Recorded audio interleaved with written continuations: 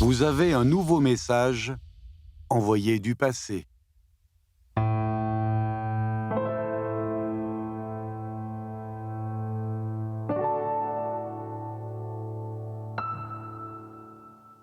En 222, Cao Zhe quitte Luoyang, la capitale impériale, pour retourner dans son fief.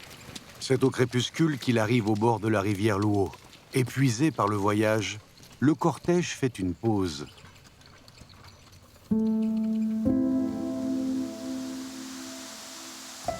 Alors qu'une brise se lève, le voyageur voit apparaître la silhouette gracieuse d'une jeune femme.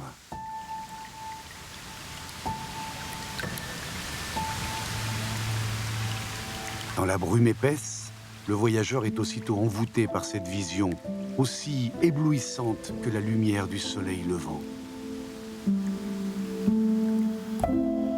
Comment est-elle? C'est ainsi qu'il la décrit.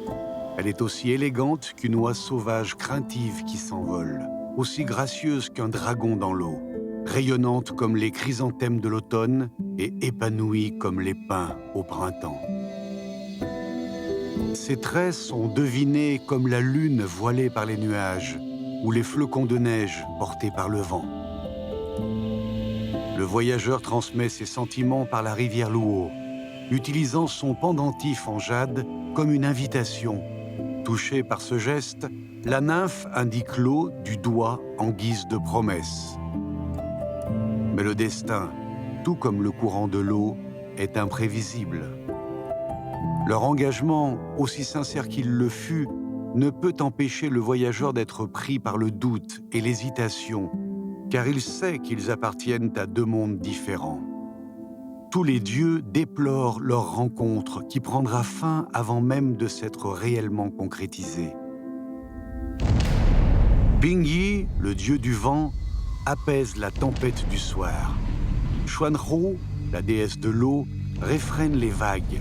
Le gardien du fleuve jaune, Fengyi, bat le tambour divin et la déesse créatrice Nuva chante d'une voix mélancolique.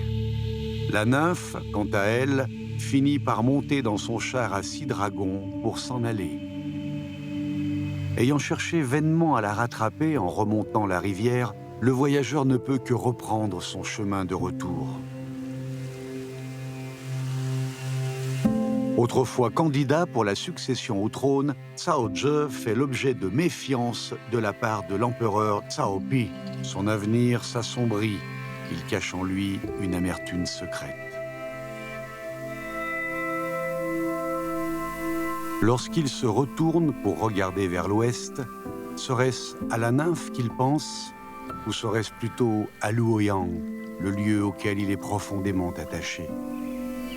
Dans la rivière Luo, est-ce le reflet d'un amour sublime, ou peut-être est-ce là un mirage, une illusion qui dépasse les limites de la raison?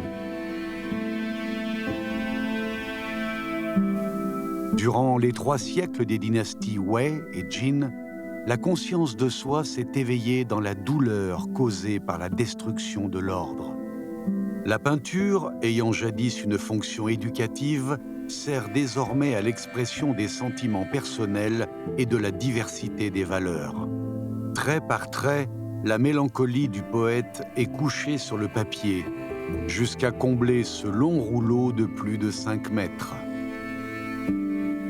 Il existe de nos jours 9 copies de la peinture Ode à la nymphe de la rivière Luo. Celles conservées au musée du Palais impérial, ainsi que celles du musée du Liaoning, sont toutes deux dotées du style propre aux 6 dynasties et sont considérées comme des reproductions datant de la dynastie Song et basées sur l'œuvre originale qui aurait été réalisée par Gu Kaizhe au VIe siècle. La nymphe de la rivière Luo émerge des roseaux verdoyants du canon des poèmes et des nuages des champs de Chu. Elle incarne l'aspiration éternelle à la beauté ultime qui pourtant ne peut jamais être atteinte, ce qui constitue la base de l'esthétique orientale. Cette œuvre apporte à la peinture chinoise le premier souffle d'air vif annonçant une nouvelle époque à venir. De nouveaux messages du passé attendent d'être lus.